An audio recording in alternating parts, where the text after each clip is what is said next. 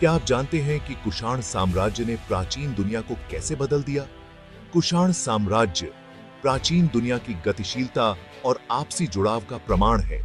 मध्य Asia के मैदानों से निकलकर कुषाणों ने एक विशाल साम्राज्य की स्थापना की। इस साम्राज्य में आज के अफगानिस्तान, पाकिस्तान और उत्तरी भारत के कुछ हिस्से शामिल थे। सदियों तक चलने वाले उनके शासन ने भारतीय इतिहास की धारा पर एक अमिट छाप छोड़ी। कुषाणों का उत्थान एशिया में महत्वपूर्ण राजनीतिक और सांस्कृतिक परिवर्तन के दौर में हुआ। इस क्षेत्र में ग्रीको बैक्ट्रियन राज्यों के पतन ने एक शक्ति शून्य पैदा कर दिया। इस शून्य ने कुषाणों को अपना प्रभाव बढ़ाने और अपना प्रभुत्व स्थापित करने की अनुमति दी। कुषाण, जो मूल रूप से खानाबदोश युएझी कबीलों से थे, अपने साथ मध्य एशियाई और ईरानी परंपराओं का एक अनूठा मिश्रण लेकर आए। ये परंपराएं उनकी शाही महत्वाकांक्षाओं और सांस्कृतिक दृष्टिकोण को आकार देंगी। कुषाण साम्राज्य का महत्व न केवल इसके क्षेत्रीय विस्तार में है, बल्कि विभिन्न सभ्यताओं के बीच एक सेतु के रूप में इसकी भूमिका में भी है। रेशम मार्ग पर व्यापार को बढ़ावा देने में कुषाणों ने महत्वपूर्ण भूमिका निभाई। उन्होंने पश्चिम में रोमन साम्राज्य को पूर्व में हान राजवंश से जोड़ा। इसने सांस्कृतिक आदान प्रदान और बौद्धिक उत्थान को बढ़ावा दिया, जिससे उनके द्वारा शासित क्षेत्रों पर एक स्थायी विरासत छूट गई। कुषाण काल में कला, साहित्य और धार्मिक विचारों का विकास हुआ, जिसने प्राचीन भारत के इतिहास में एक विशिष्ट अध्याय को चिह्नित किया।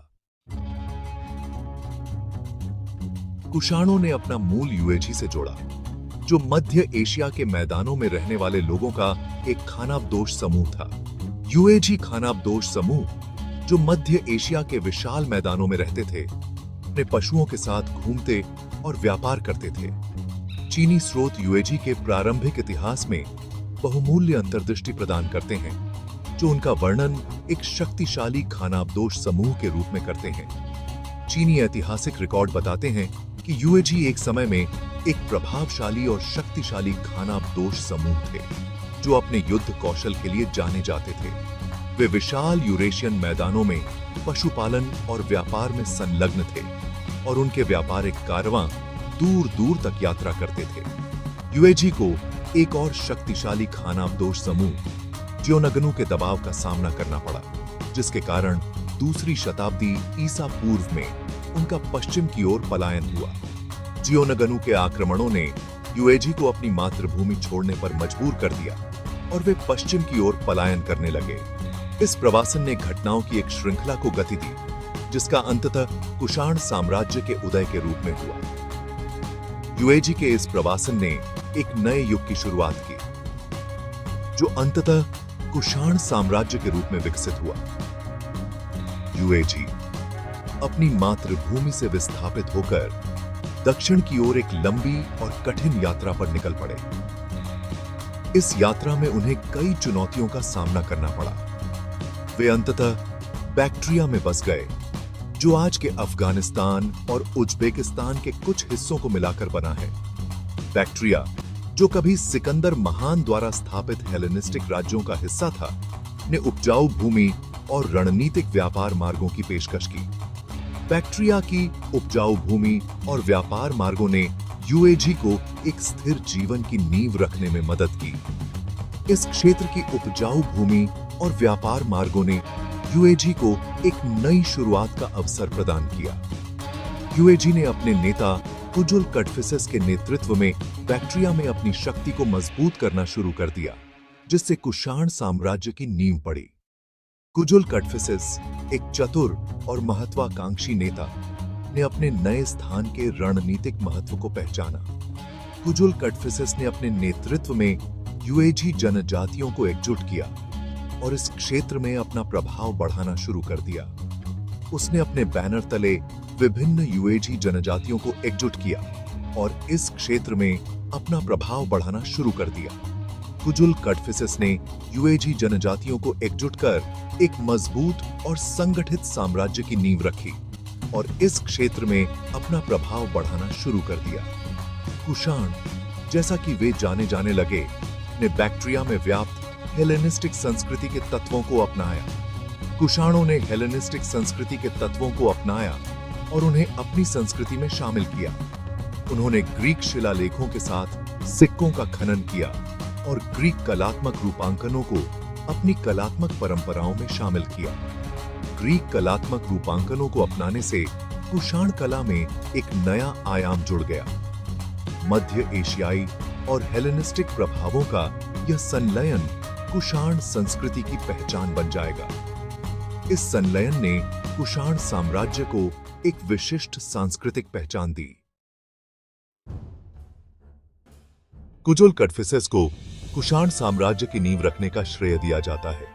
उन्होंने एक ऐसे साम्राज्य की स्थापना की जो इतिहास में अपनी महत्वपूर्ण भूमिका के लिए जाना जाता है। उसने कुशलता से असमान युएझी जनजातियों को एकजुट किया। यह एकीकरण एक महत्वपूर्ण कदम था जिसने उन्हें एक मजबूत और संगठित शक्ति बना दिया। उन्होंने बैक्ट्रिया में एक केंद्रीकृत शासन स्थापित किया। यह केंद्रीकरण प्रशासनिक दक्षता और स्थिरता लाने में सहायक सिद्ध हुआ। व्यापार के महत्व को पहचानते हुए कुजुल कड़फिसेस ने प्रमुख व्यापार मार्गों पर अपना नियंत्रण बढ़ाया। इन मार्गों पर नियंत्रण ने आर्थिक समृद्धि और सांस्कृतिक आदान प्रदान को बढ़ावा दिया। ये रास्ते भारत को मध्य एशिया और चीन से जोड़ते थे। इस प्रकार उन्होंने एक व्यापक व्यापार नेटवर्क का निर्माण किया। व्यापार के इस नियंत्रण ने न केवल कुषाण खजाने में धन लाया, बल्कि उन्हें व्यापक क्षेत्र पर अपना प्रभाव डालने की अनुमति भी दी। इसने उन्हें एक प्रमुख शक्ति के रूप में स्थापित किया। कुजुल कड़फिसेस के शासनकाल ने युएझी जनजातियों के एक ढीले परिसंघ से एक अधिक केंद्रीकृत और शक्तिशाली साम्राज्य में परिवर्तन को चिह्नित किया। यह परिवर्तन उनकी नेतृत्व क्षमता और दूरदर्शिता का प्रमाण है। उन्होंने महाराजा की उपाधि धारण की, जो उनके बढ़ते राजनीतिक अधिकार का प्रतीक है। यह उपाधि उन्हें उनके समकालीनों के बीच एक विशिष्ट स्थान प्रदान करती है। उनके शासनकाल में उनकी छवि और शिलालेखों वाले सिक्कों का भी खनन हुआ, जिससे उनकी वैधता और शक्ति और मजबूत हुई। ये सिक्के उनके शासन की स्थिरता और समृद्धि का प्रतीक हैं। ये सिक्के, जो अक्सर हेलेनिस्टिक और भारतीय प्रतिमा विद्या के मिश्रण की विशेषता रखते हैं, प्रारंभिक कुषाण काल की विशेषता वाले सांस्कृतिक समन्वयवाद को दर्शाते हैं। यह मिश्रण उनके साम्राज्य की सांस्कृतिक विविधता को दर्शाता है। कुजुल कड़फिसेस के उत्तराधिकारियों ने विस्तार और समेकन की उनकी विरासत को जारी रखा। उन्होंने साम्राज्य की सीमाओं को और बढ़ाया और इसे और भी मजबूत बनाया। उनके बेटे विमतक्तों ने कुषाण नियंत्रण को दक्षिण की ओर भारतीय उपमहाद्वीप में आगे बढ़ाया। इस विस्तार ने साम्राज्य को नई ऊंचाइयों पर पहुंचाया। इस विस्तार ने कुषाणों को उत्तरी भारत के समृद्ध सांस्कृतिक और राजनीतिक परिदृश्य के संपर्क में लाया। इस संपर्क ने दोनों संस्कृतियों के बीच एक समृद्ध आदान प्रदान को जन्म दिया। विमतक्तों के नेतृत्व में कुषाणों ने भारतीय संस्कृति के तत्वों को अपने में समाहित करना शुरू कर दिया। यह समन्वय उनके शासन की एक महत्वपूर्ण विशेषता बन गई। यह गोद लेना, भारतीय उपाधियों को अपनाने और बौद्ध संस्थानों के संरक्षण में स्पष्ट है। इसने उनके शासन को और अधिक स्वीकार्य और स्थिर बनाया। कुजुल कड़फिसेस के पुत्र और उत्तराधिकारी विम कड़फिसेस को एक शक्तिशाली राज्य विरासत में मिला, जो आगे विस्तार के लिए तैयार था। यह राज्य पहले से ही एक मजबूत नींव पर खड़ा था और विम कड़फिसेस ने इसे और भी ऊंचाइयों पर ले जाने का संकल्प लिया। एक महत्वाकांक्षी शासक विम कड़फिसेस ने कुषाणों को सैन्य अभियानों की एक श्रृंखला पर आगे बढ़ाया, जिसने उनके साम्राज्य का बहुत विस्तार किया। उनके नेतृत्व में कुषाण सेना ने कई क्षेत्रों पर विजय प्राप्त की और अपने प्रभाव को दूर दूर तक फैलाया। उनके शासनकाल ने कुषाण इतिहास में एक महत्वपूर्ण मोड़ लाया। यह वह समय था जब कुषाण साम्राज्य ने अपनी पहचान को और मजबूत किया और एक प्रमुख शक्ति के रूप में उभरा। इसने बैक्ट्रिया में एक क्षेत्रीय शक्ति से उत्तरी भारत के विशाल क्षेत्रों को नियंत्रित करने वाले एक प्रमुख साम्राज्य में उनके परिवर्तन को देखा। यह विस्तार न केवल सैन्य विजय का परिणाम था, बल्कि कुशल प्रशासन और रणनीतिक गठबंधनों का भी।